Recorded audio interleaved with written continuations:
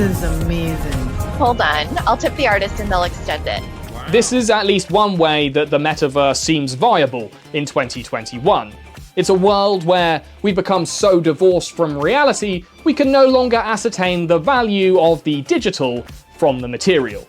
However, if you look beyond Mark's VR foiling sesh and or hubris, there were actually some pretty good ideas for where VR might be headed. There is Horizon Worlds, which is where you can build worlds and jump into them with people. Horizon is designed to make it possible for everyone to create, and we're already seeing people build some really interesting experiences, from creating new games together to throwing surprise parties in VR that family and friends around the world can join. Now this, I think, is probably the future of virtual reality. User-created worlds, monetized for the creators. And in a work-from-home world where people are progressively collaborating across continents, the professional possibilities of VR cannot be ignored. I'm not sure if this is the future of the web as a whole, but it's a fascinating space that's only going to get fascinating. Lots of things probably happened in November, but I was busy giving a TEDx talk in Vienna and filming stuff for a video in LA that I still haven't posted yet. As I wasn't really paying attention, instead here I will be talking about video games, and the consensus that this has been a disappointing year for AAA releases. The year started out relatively strong, with the latest in Agent 47's high-octane toilet-drowning adventures. The lavish level design and sick-as-hell violence, though, was slightly undercut by the same problem my channel had this year. Not enough content. Resident Evil 5 was righteous and bodacious in equal measure. Time loop games like Deathloop, Returnal, and The Forgotten City kept repeating on us, and were somehow less repetitive than Assassin's Creed Valhalla. Cyberpunk still feels unfinished, but isometric shooter The Ascent surprised with an immersive yet grindy Cyberpunk substitute. Something that I probably wouldn't have played if it wasn't for Xbox Game Pass, which is definitely looking like the Netflix of games and the future of the industry. The original GTA trilogy, though, somehow got less finished, with their buggy mobile game Spit and Polish featuring the lumpiest characters this side of Chernobyl.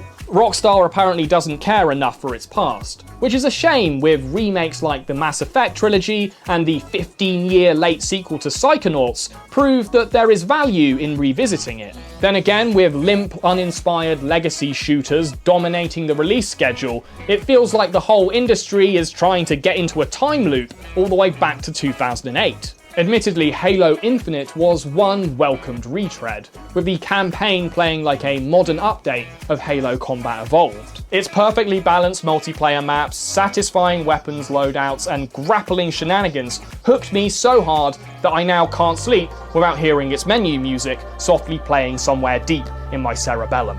I don't want a lot for Christmas.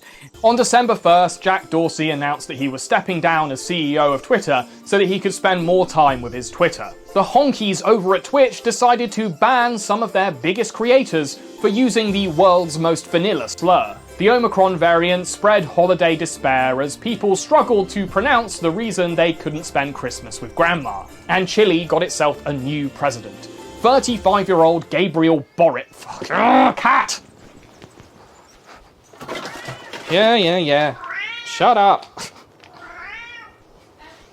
Good, one more month to go. Throat's a bit sore, but it's fine. And Chile got itself a new president. 35-year-old Gabriel Boric, another baseball-hatted, terminally online leader who was swept to victory on a set of absolutely bonkers Shrek-related memes.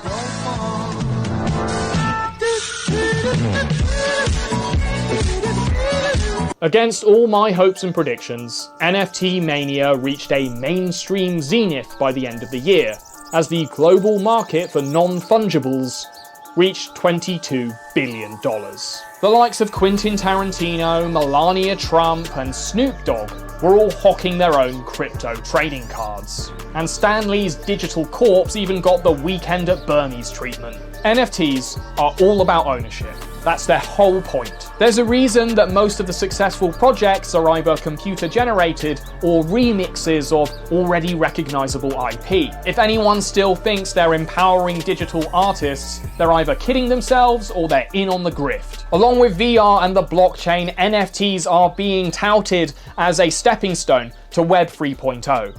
And yes, the web does need to reclaim a new space that isn't dominated by corporate-owned platforms. But a technology that validates ownership isn't the way to get there. It will just create a new hierarchy that will be dominated again by venture capital and scam artists. The jump from Web 1 to Web 2 was all about user interaction. You didn't just read shit, you liked stuff, commented, engaged, and you were rewarded with a personal feed catered to you. The next seismic evolution of the internet, whatever it is, will have to offer a new level of control and engagement, and yeah, sure, maybe ownership, but over what you create, not what someone else has sold to you. Which is why YouTube's decision to hide dislikes was so disappointing. In November, YouTube announced that they were going to start hiding public dislikes in order to protect creator mental health, following through in December. Considering you already have to be mentally compromised to start a YouTube channel, seemed like a bit of a moot point, but okay. Let's see their reasoning. Apparently, groups of viewers are targeting a video's dislike button to drive up the count, turning it into something like a game with a visible scoreboard. And it's usually just because they don't like the creator or what they stand for. Yeah, that's what disliking things means. That's a big problem when half of YouTube's mission is to give everyone a voice. Oh yeah, give everyone a voice. Except for the people watching the video?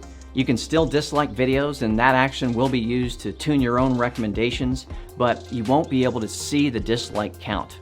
Only the creator can find it on the back end if they want. Wait, we can still see the dislikes? What? Let me just check on this. Oh no! My mental health! It's declining! What makes online media different from other forms is the inbuilt democracy and audience engagement. Comments aren't just commentary to content, they are part of it. They are there to correct, communicate, and compare your hair to Guy Fieri's. The like to dislike ratio is a voting system. It's what tells you if a tutorial works, or if you're going to be scammed, or if the creator is a lying piece of shit. Dislikes are a necessary evil that keep user-generated content in check, and I sincerely hope that next year YouTube sees the error of its ways. By the time you're watching this video, it's probably already 2022. Maybe it's 2024. How's it going? Did I survive the pandemic, / Russian oil war, / ape uprising? Who knows what surprises 2022 will have in store for us? Maybe that big space